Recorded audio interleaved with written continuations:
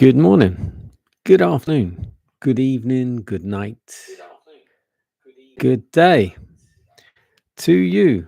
That's depending where you are in the world. It's our nighttime devotion. We're reading from the devotional Conflict and Courage. The title today, No Questions Asked. Scripture reading comes from Hebrews 11, verse 8. By faith, Abraham, when he was called to go out into a place which he should after receive for an inheritance, obeyed. And he went out not knowing whither he went. So we've moved now from the Tower of Babel to Abraham. Abraham had grown up in the midst of superstition and heathenism. Even his father's household, by whom the knowledge of God had been preserved, were yielding to the seductive influences surrounding them, and they served other gods than Jehovah. The message of God came to Abraham: Get thee out of thy country, and from thy kindred, and from thy father's house, unto a land that I will show you. In order that God might qualify him for this, his great work as the keeper of the sacred oracles, Abraham must be separated from the associations of his earlier life. Abraham's unquestioning obedience is one of the most striking evidences of faith to be found in all the Bible. It was no light test that was thus brought upon Abraham, no small sacrifice that was required of him. There were strong ties to bind him to his country, his kindred, and his home. But he did not hesitate to obey the call.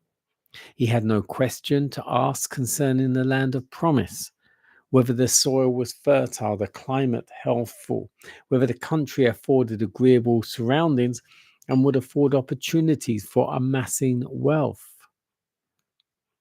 God had spoken, and his servant must obey.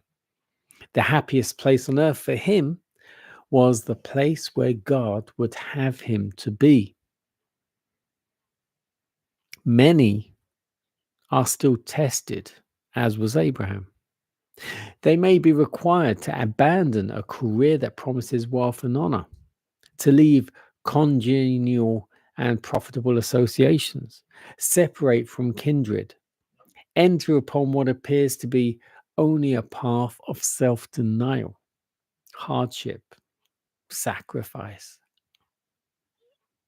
God has a work for them, you, to do. Who is ready at the call of providence to renounce cherished plans and familiar associations?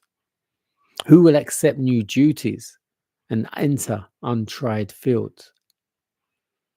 He who will do this has the faith of Abraham and will share with him that far more exceeding and eternal weight of glory with which the sufferings of this present time are not worthy to be compared.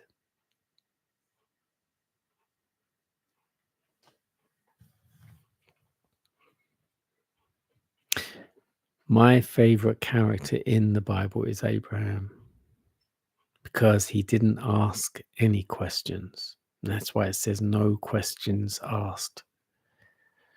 God called Abraham, get thee out of thy country, away from thy kindred, from thy father's house, unto a land that I will show you. And Abraham obeyed. He was not perfect, far from it. He was not perfect. Yes, he lied. But God still used him and had use for him. But not used him, but Abraham worshipped God. stayed true to God, as best he could stay true to God.